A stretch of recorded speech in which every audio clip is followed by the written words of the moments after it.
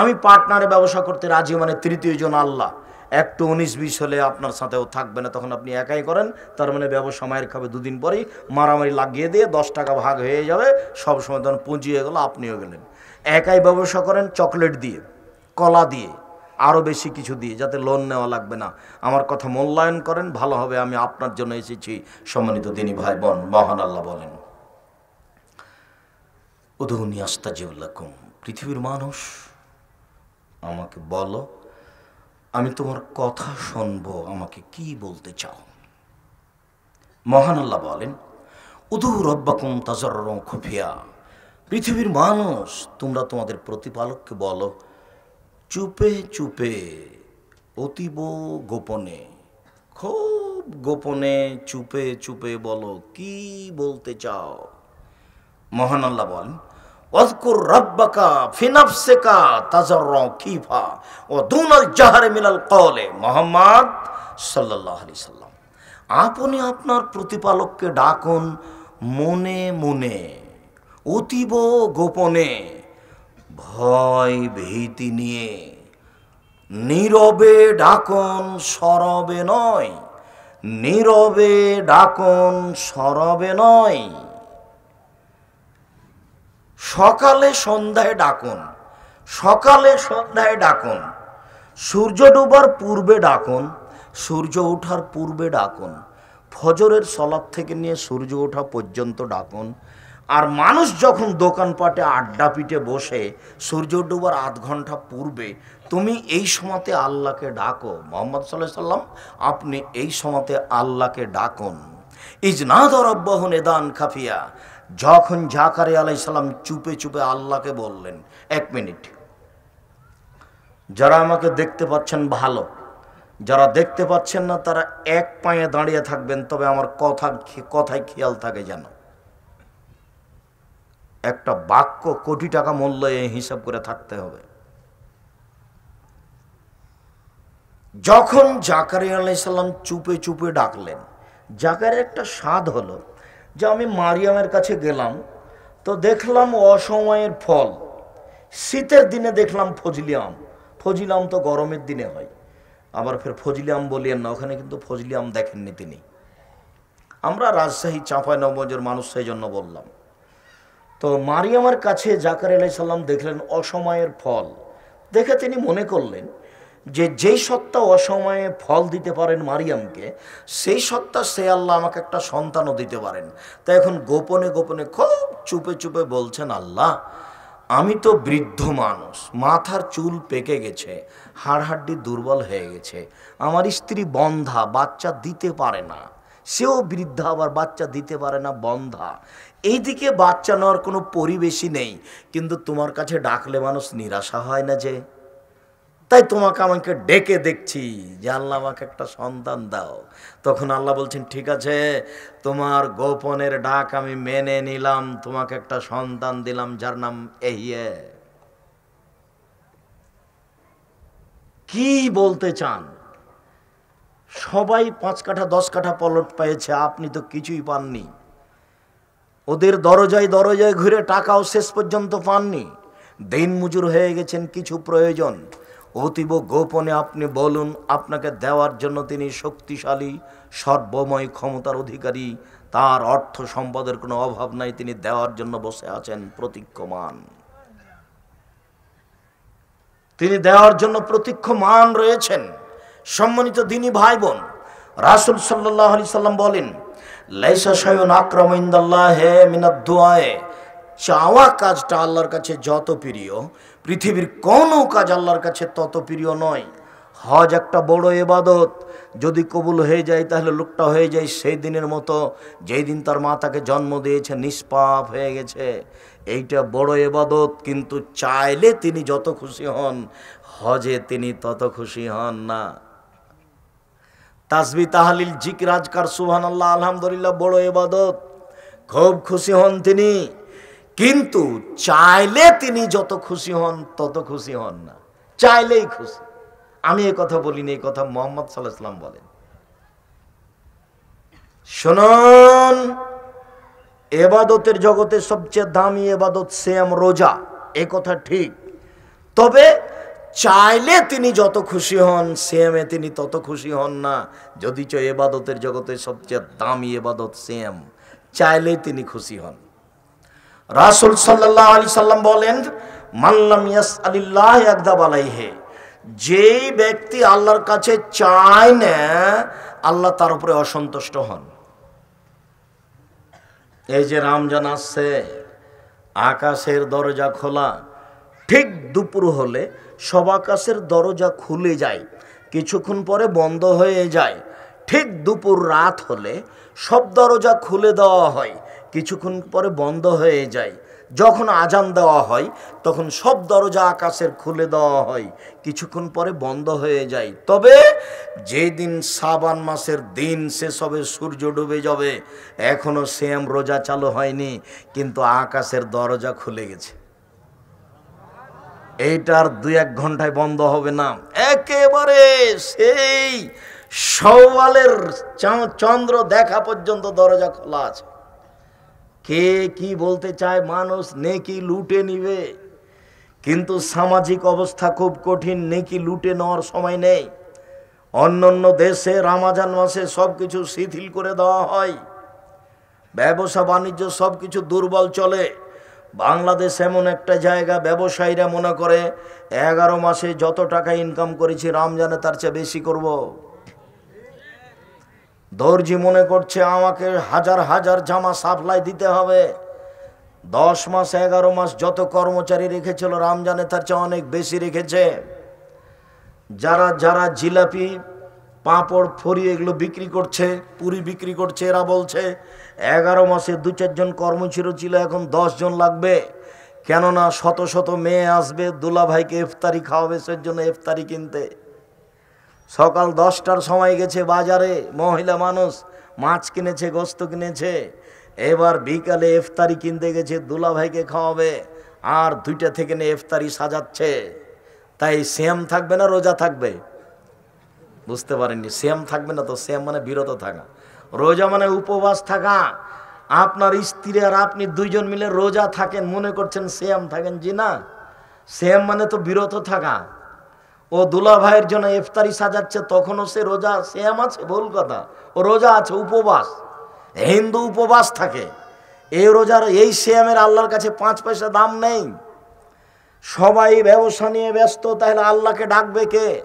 জুতা স্যান্ডেলওয়ালা ভাবছে যে একটা ছেলে যদি ঈদ উপলক্ষে 3 জোড়া জুতা কিনে, তাহলে পাতিরা ডুমনিতে যদি 10,000 ছেলে থাকে, তাহলে 30,000 জুতা স্যান্ডেল লাগবে। কথা বোঝা যায়নি? তাহলে সবাই ব্যস্ত, আর এত ইফতারি যে খেতে খেতে খেতে একবারে পেট টান টান, 8 রাকাত সালাত আদায় করতে হিমশিম খেয়ে যাচ্ছে, কখন শেষ হবে? তাহলেও কি দিয়ে ইবাদত করবে বলেন? আর যদি বাড়ি বেরায়েত হয় তাহলে কত খাবেন? আব্দুর রাজ্জাক সাহেব পাতিরে ডুমনি একই, বেরায়েতও যা পাতিরে ডুমনিও তাই। মানে আমিও বহুবার খেয়েছি, ইফতার করেছি, তো কত খাবেন আপনি? আল্লাহর হস্তে খানা পানির শেষ নাই। মনে হচ্ছে সৌদি আরবের মতো, খাসি জবাই করে দিচ্ছে আল্লাহর হস্তে, কসাই মানুষ, গোস্ত আর মাছ আর ডিম আর খাওয়া পালা। হুজুরদের জন্য আরো বেশি, হুজুরদের ভালোবাসা, কয়েকবার খাওয়া লাগে একজন হুজুরকে, কয়েক বাড়িতে সবাই দাওয়াত দিয়েছে। যে কি হলো এটা? এইটা ইবাদত হলো কি করে? আরো একটা অবাক, যে ঢাকাতে আহলে হাদিস মসজিদে রাত জেগে ইবাদত করছে, মানে এ করছে কি করছে, বক্তব্য দিচ্ছে। আমিও 2-1 বার দিয়ে দেখেছি, যে রাতে বক্তব্য দিয়ে রাত জাগা হয়, এটা মজাক করা হলো। তারপর ভাগ করে নিয়েছে, 27শে রমজান অমুক মসজিদ, 23শে রমজান অমুক মসজিদ, 21শে রমজান অমুক মসজিদ, অমুক হুজুর আসবেন, বক্তব্য দিবেন, তার নাম নাকি রাত জাগা। একবারে সরাসরি শরীয়ত বিরোধী কাজ, একবারে সরাসরি। এভাবে আল্লাহকে মূল্যায়ন করা যাবে না, এভাবে ইবাদত করা যাবে না, এটা হয় না। কাজ কমিয়ে দিতে হবে, কম খেতে হবে, প্রস্তুত থাকতে হবে। এশার সালাত আদায় করে 10টা থেকে 10:30টার মধ্যে ঘুমিয়ে যেতে হবে, রাত 1টা 2টায় উঠে যেতে হবে, একেবারে ফজর সূর্য উঠা পর্যন্ত ইবাদত চালিয়ে যেতে হবে। তাসবিহ তাহলিল জিকির আজকার, তার মানে আল্লাহকে ডাকা। কি প্রয়োজন? যদি কিছুই প্রয়োজন না থাকে তাহলে পাপ হয়েছে সেটা ক্ষমা চাই, যদি পাপও না হয়ে থাকে তাহলে দামি জান্নাত দাও, এটার জন্য বলি। তাহলে জান্নাতুল ফেরদাউস দাও। জমি জায়গাও নাই, ওটা গেছে, পাপও নাই, ওটাও গেছে, তাহলে এখন জান্নাতুল ফেরদাউস দাও। এই জন্য তোমাকে বলছি তুমি জান্নাতুল ফেরদাউস দাও। সম্মানিত দিনী ভাই বোন, রাসূল সাল্লাল্লাহু আলাইহি সাল্লাম বলেন আদমের ছেলে মেয়ের দোয়া কবুল হবে। তিনটি কারণে দোয়া কবুল হয় না। এক, কেউ যদি পাপের জন্য দোয়া করে তাহলে দোয়া কবুল হবে না। কেউ যদি আত্মীয়তা সম্পর্ক ছিন্ন করার জন্য দোয়া করে তাহলে দোয়া কবুল হবে না। তিন, কেউ যদি দোয়াতে তাড়াহুড়া করে তাহলে দোয়া কবুল হবে না। সাহাবীগণ বলছেন আগের দুটা বুঝতে পেরেছি, পাপের জন্য দোয়া করলে দোয়া কবুল হয় না, আল্লাহ জেনা করছি কেউ যেন না দেখে, এ দোয়া কবুল হবে না। দুই, শ্বশুর বাড়িতে টাকা আনতে গেছিল, টাকা দেয়নি, তখন মন খারাপ করে এসে বউকে বলছে আর যেন তোর বাপের বাড়ি আমাকে যেতে না হয়, তো এই তো সম্পর্ক ছিন্ন করা। এরকম দোয়া করলে আল্লাহর দরবারে দোয়া কবুল হবে না। তাড়াহুড়া করলে দোয়া কবুল হবে না। তো সাহাবীগণ বলছেন উপরের দুটা তো বুঝতে পারলাম, কিন্তু তাড়াহুড়া তো বুঝতে পারলাম না। আল্লাহ রাসূল তাড়াহুড়া কি জিনিস?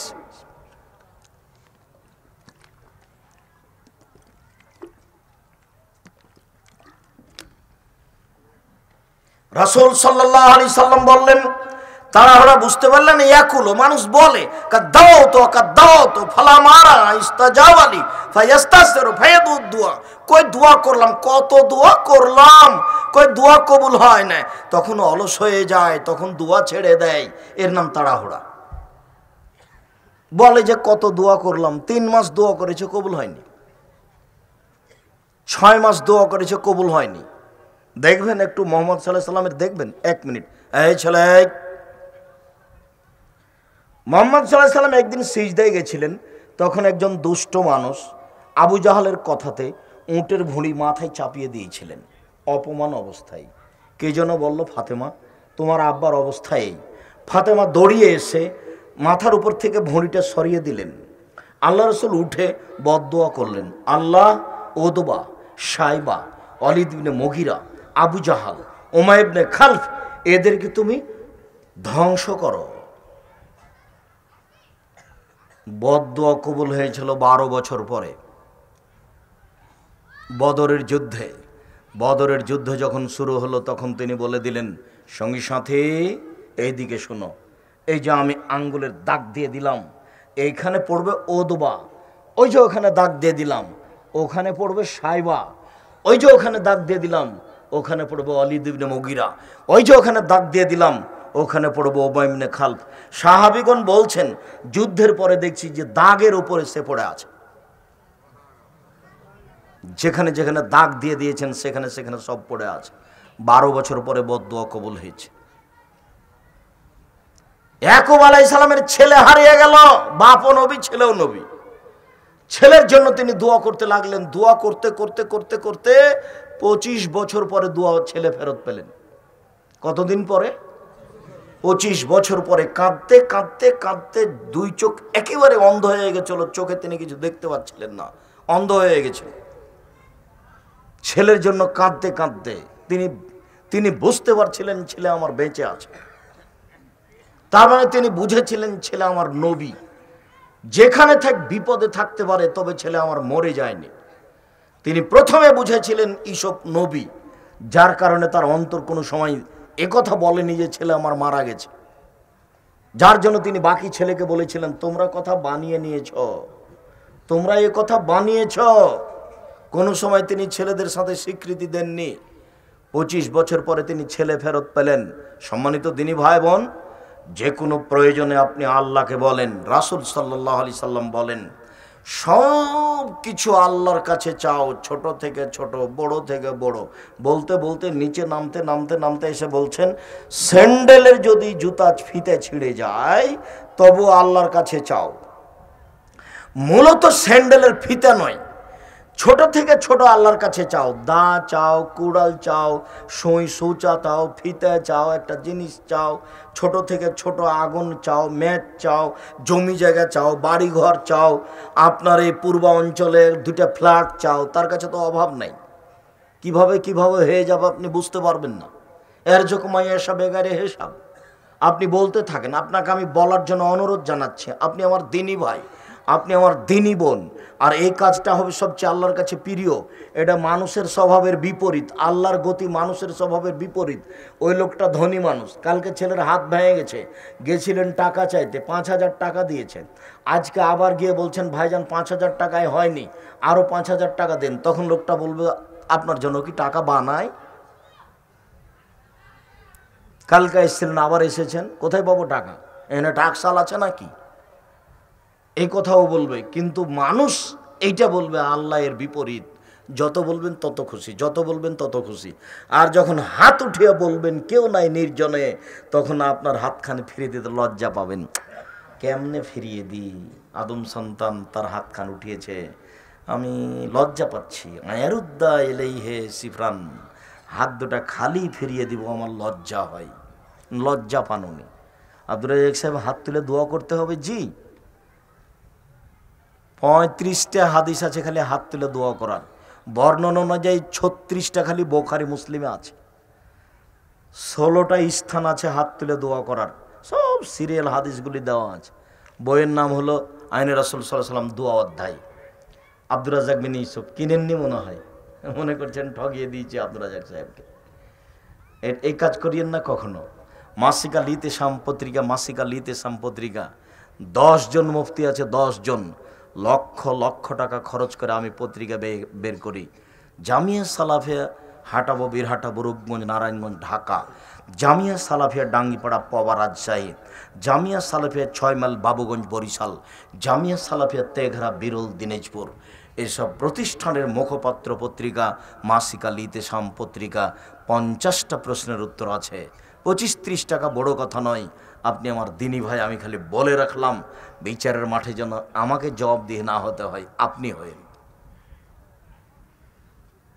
আর এদেশের বইকে উপেক্ষা করে আমি ওই বই পেশ করতে চাচ্ছি, আপনি কেন নেবেন না? মুখে যেমন দিন রাত বলছি, আল্লাহর কসম আমি কোনোদিন অপ্রয়োজনীয় বাক্য মুখ দিয়ে ব্যবহার করিনি।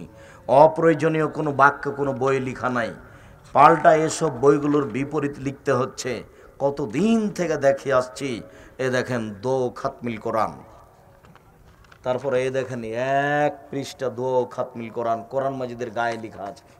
30 বছর থেকে বলছি, এর একটা বাক্য যদি রাসূলের হয় তাহলে আমি আর জীবনে কোনোদিন বক্তব্য দেব না।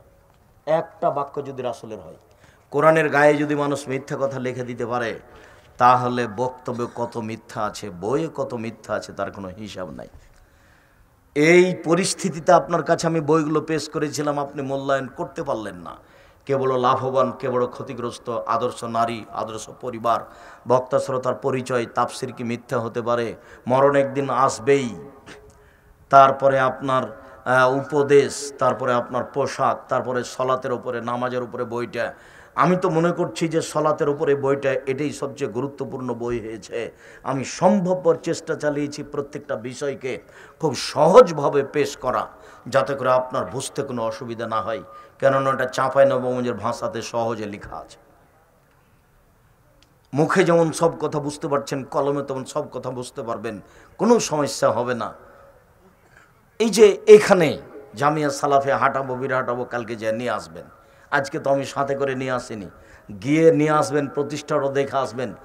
বহু জায়গার উপরে বালু পড়া আছে। কে আপনাকে বলেছে আব্দুর রাজ্জাক সাহেব আরেকজনের জমির উপরে বালু ফেলেছে? অসম্ভব, তা হতে পারে না। বালু তার মাথায় করে নিয়ে যাওয়া হয়নি, বালু মেশিনে এসেছে। হয়তোবা কিছু বালু যে জমি কিনিনি তার উপরে গিয়ে পড়তে পারে, তা আমি বলেছি সেটা তুলে নেওয়া হবে। আপনার কাছে যারা বলেছে মিথ্যাভাবে, তারা অপবাদ লাগিয়েছে, তাকে কি আমাদের মানে জবাব দিতে হবে, ইহকালে দিতে হবে, পরকালে দিতে হবে। আমি আব্দুর রাজ্জাক বিন ইউসুফ মানুষের 1 মিনিটের জন্য ক্ষতি চাই না। প্রায় 6 থেকে 700 শতক জমি কিনা আছে, তার মধ্যে 500 শতকে বালু পড়েছে। 1200 শতক জমি আছে কেনার হিসাবে। এখন আপনি কতটুকু টাকা দিয়েছেন তা আমি জানি না, তবে সব টাকা দিই কিনা। আমি তো মনে করছি আপনার টাকা বেশ কিছু আছে ওখানে। 350 জন এতিম আছে। কতজন এতিম আছে? 4000 ছেলে মেয়ের মধ্যে 350 জন এতিম আছে। আপনার কয়টা এতিমের টাকা আছে তা আমি জানি না, তবে আমার ধারণা যা আছে। আর যদি না থাকে তাহলে সিদ্ধান্ত পরিবর্তন করেন এদেশের উল্লেখযোগ্য প্রতিষ্ঠান। আমার মনে বড় সাধ, 2013 সালের 24 আগস্ট মঙ্গলবার হাঁটাবো, বীরহাটাবো, রূপগঞ্জ, নারায়ণগঞ্জ, ঢাকা। এই কাঁঠাল গাছের নিচে আমি বলেছিলাম আমার হাতে টাকা নাই, এ কথা সত্য। এখানে প্রতিষ্ঠান গড়বে, এই কথা সত্য। ইনশাল্লাহ গড়বেই গড়বে। কিভাবে গড়বে তা আমি জানি না, নিশ্চিত গড়বে, অবধারিত গড়বে। সেই প্রতিষ্ঠান এখন প্রায় 50 বিঘে জমির উপর অবস্থান করে, প্রায় কিনা। দুইটা প্রতিষ্ঠানে প্রায় 4000 ছেলে মেয়ে, প্রায় 350 জন এতিম আছে।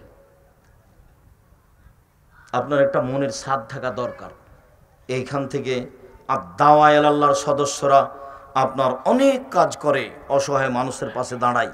এদেশের প্রায় জায়গায় মক্তব চালু করবে। দেশ থেকে মক্তব উঠে গেল, আবার নতুনভাবে মক্তব এই জামিয়া সালাফে চালু করতে চায় দেশের মাটিতে।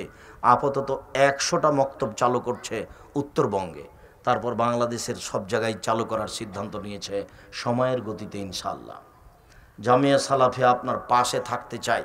আপনি দূরে কিছু মনে করবেন না, সেখানে গিয়ে একটু দোয়া করে আসবেন।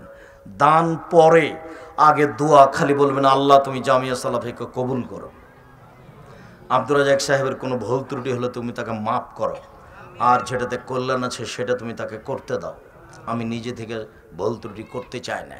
আমি আপনাদের প্রতিষ্ঠানের খাই না, আজকেও টাকা দিয়ে এসেছি। যদি আপনাদের প্রতিষ্ঠানে হাঁটাবো, বীরহাটাবো, এক সন্ধ্যায় খাই, আমি তার টাকা দিয়ে দিই। আমি আপনাদের প্রতিষ্ঠানের সুবিধা ভোগ করি না, করবো না ইনশাআল্লাহ।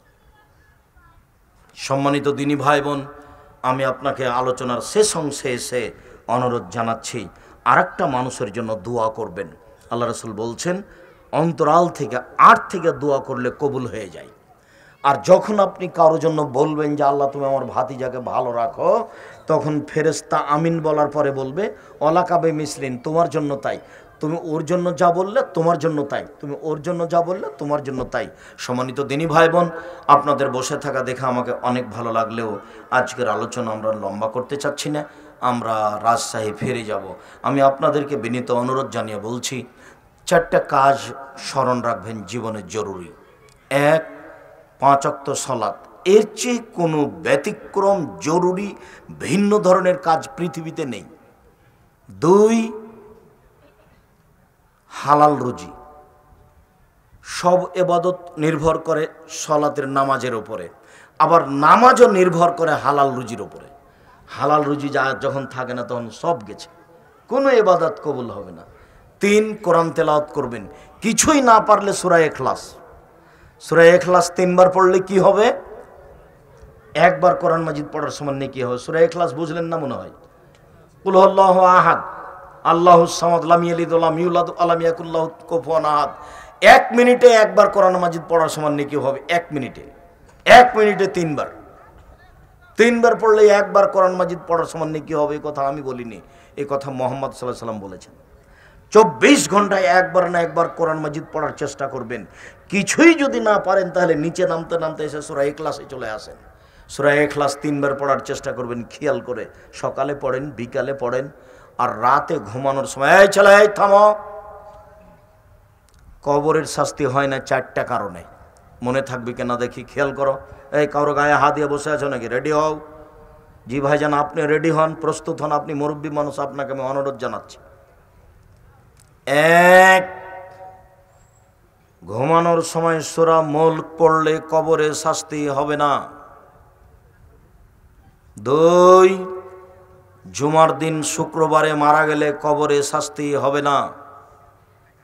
3, পেট ব্যথায় মারা গেলে কবরে শাস্তি হবে না।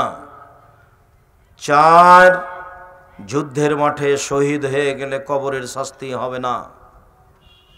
শেষের 3টা ভারী। শেষেরটা যুদ্ধের মাঠে শহীদ হওয়া, এটাও ভারী। তার আগেরটা কি বলেন? পেট ব্যথায় মারা গেলে কবরের শাস্তি হবে না, এটাও বুঝতে পারি না কোনটা পেট ব্যথা হলো কি না, এটাও ভারী। তার আগেরটা জুমার দিন মারা গেলে কবরের শাস্তি হবে না, বলতে পারছি না তাকদিরে জুমার দিন আছে কি না। 1 নাম্বারটা সূরা মুলক সবার জন্য সহজ। আপনি কোরআন মাজিদ পড়তে না জানলে, মুরব্বী মানুষ, আপনার জন্য পুরো রমজান সময় থাকলো অনুরোধ, অনেক টাকা আছে, ওই তারাবি 20 রাকাত পড়তে হবে হাফেজকে টাকা দিয়ে, ওইটা নয়। কালকে একটা লোক ঠিক করেন হাফেজ, ওকেই 20,000 টাকা দেন যে তুমি আমাকে কোরআন মাজিদ পড়া শিখাও। হ্যাঁ বেটা, আমাকে বানান সানান করে কোনো রকম করে পড়া শিখাও তো বেটা কোরআন মাজিদ। 80 বছর বয়সে আমি কোরআন মাজিদ পড়া শিখবো ইনশাল্লাহ। কোনো রকম করে ছেঁচড়া মেচড়া করে যদি আপনি পড়তে পারেন ডবল নেকি পাবেন। আর ওই যে হুজুর বলেছে যে বুঝতে না পারলে কোরআন মাজিদ পড়া হবে না, ওর বাপও মানে বুঝে না, ওর হুজুরও বুঝে না। আর হাফেজ কারি মানে একটু পড়তে ভুল হলো তো লাভ দিয়ে উঠেছে, কিছুই হবে না, ওইও ধর্মকর্ম বুঝে না, শরীয়ত তার কাছে জানা নাই। ভালো করে পড়ার চেষ্টা করতে হবে, এটা আল্লাহর আদেশ। ওয়ারাত্তিলিল কোরআন তারতিলা, সুন্দর করে কোরআন মাজিদ পড়ো। আবার মুহাম্মদ সাল্লাল্লাহু আলাইহি ওয়াসাল্লাম বলছেন, কোন রকম করে ছেঁচড়া মেচড়া করে পড়ার চেষ্টা করে যে সে ডবল নেকি পাবে। নেন এবার 1 অক্ষরে 20 নেকি পাবো, ও পাবে 10 আর আমি পাবো 20। আমি চেষ্টা চালিয়েছি পড়ার জন্য, তাই আপনাকে আমি কোন রকম করে টানা হেঁচড়ে পড়া শেখার জন্য অনুরোধ জানাচ্ছি রমজান মাস। আর এই ছেলে, তোমাকে সময় দিলাম 7 দিন, 7 দিনে তোমাকে কোরআন মাজিদ পড়া শিখতে হবে যে কোনো মূল্যে। আর এই মোবাইলে তুমি আজ থেকে হাত দিতে পারবে না। এই মেয়ে, তোমাকে বলছি ফাজলামি করো, তোমার বাপ কয় টাকার মালিক? দিন রাত তুমি বাজারে ঘুরো, এইভাবে কি শিখেছো তুমি? তোমার বাপকে আমি অনেক ভালোবাসি, তোমার বাপ আমার দিনী ভাই। আমি অনুরোধ জানাচ্ছি আপনি আমার দিনী ভাই, আপনি সিদ্ধান্ত পরিবর্তন করেন। দেখেন ভুল হচ্ছে, আপনি আমার দিনী ভাই সিদ্ধান্ত পরিবর্তন করেন। দেখেন আপনার দিনী ভাই আপনাকে আমি অনুরোধ করছি, আপনি সিদ্ধান্ত পরিবর্তন করেন। আপনি ছেলে মেয়ের উপরে শক্ত হন, ছেলেমেয়ের আপনি শক্ত হন, ছেলেমেয়ের উপরে আপনি কঠোর হন। যত কঠোর হবেন তত আপনার পরিবার সুন্দর হবে, যত আপনি শিথিল হবেন তত পরিবার জাহান্নামে যাবে। রাসূল সাল্লাল্লাহু আলাইহি ওয়াসাল্লাম আপনাকে খুব শক্ত হওয়ার জন্য বলেছেন, খুব কঠিন হওয়ার জন্য বলেছেন। পরিবার আপনার উপরে নির্ভর করে, দেশ সরকারের উপরে নির্ভর করে, কিন্তু বাড়িটা কার উপরে নির্ভর করে? বাড়িটা আপনার উপরে, বাপের উপরে নির্ভর করে। রাসূল সাল্লাল্লাহু আলাইহি ওয়াসাল্লাম আপনার কথাই বলেছেন, আর আপনি স্ত্রীর কথা বলেছেন। অতএব উপস্থিত বৈঠকের দিনে মুসলিম বোন, তোমাকেও বলছি, তোমার মোবাইলে যেন আর কোনো দিন এরকম ল্যাংটা মেয়ে না নাচে, তওবা করে উঠো এখান থেকে। যুবক, তোমাকেও বলছে, তুমি খুব সাবধান হও, দেখো কথা মেনে নাও, দেখো ভালো হবে, দেখো কথা মেনে নাও, তোমার জন্য ভালো হবে। সময়ের দাম দিতে শিখবা, এ মোবাইল আর হাতেই করবে না। টিভির তার কাটা দাও, ওটা আমি দেখবো না, ওই খবর দেখে আমার জীবন কাটার প্রয়োজন নেই। ওটা দিয়ে মেজাজ নষ্ট করা, দেমাগ নষ্ট করা, চক্ষুকে নষ্ট করার প্রয়োজন নাই। ও রং মাখানো মেয়ে, ওকে দিয়ে আমি জান্নাতের মেয়ে হারাতে রাজি নই। সম্মানিত দিনী ভাই বোন, আপনাকে আমি অনুরোধ জানাচ্ছি, আপনি সিদ্ধান্ত পরিবর্তন করেন, রমজান মাসকে মূল্যায়ন করার চেষ্টা করেন। ছেলেরা তোমরাও কোরআন মাজিদ পড়া শিখো, মুরব্বী ভাইজান আপনারাও কোরআন মাজিদ পড়ার শিখেন, আর আল্লাহর কাছে একটু বলতে শিখেন। হাত তুলে বলেন, নির্জনে বলেন, রাতকে মূল্যায়ন করেন, দিনকে মূল্যায়ন করেন। ঢাকাতে বাড়ি, ঢাকার আশেপাশে বাড়ি, এই জন্য একেবারে সাহারি খেয়ে একবারে জোহরের টাইমে ঘুম থেকে উঠবেন, এটা ঠিক নয়। কম ঘুমান, রাতকে মূল্যায়ন করেন, দিনকে মূল্যায়ন করেন, রমজানকে মূল্যায়ন করেন। আল্লাহ, আমরা মানুষ, আমাদের ভুল ত্রুটি থাকতেই পারে, তুমি আমাদের ভুল ত্রুটি মাফ করো। আল্লাহ, আমাদের যারা আত্মীয় স্বজন, বাপ মা খালা ফুফু চলে গেছে কবরে, তুমি তাদের কবরের শাস্তি মাফ করো। আল্লাহ, তুমি তাদের কবরকে প্রশস্ত করো। আল্লাহ, তুমি তাদের কবরকে আলোকিত করো। আল্লাহ, তুমি সামনে রমজান আসছে, তুমি আমাদেরকে রমজানকে যথাযথভাবে মূল্যায়ন করার তৌফিক দান করো। আমাদের যারা মারা গেছে, তুমি তাদের কবরের শাস্তি মাফ করো। আমরা যারা বেঁচে আছি, হাসপাতালে অসুস্থ অবস্থায় আছি, বাড়িতে আছি, তুমি তাদের আরোগ্য দান করো। তুমি আমাদেরকে তোমার রাসূলের পদ্ধতিতে চলার তৌফিক দান করো। আল্লাহ তোমার কাছে যেসব দাবি দেওয়া রাখলাম তো এটা কবুল করো। শেষের দাবিটা আপনার সাথে আমি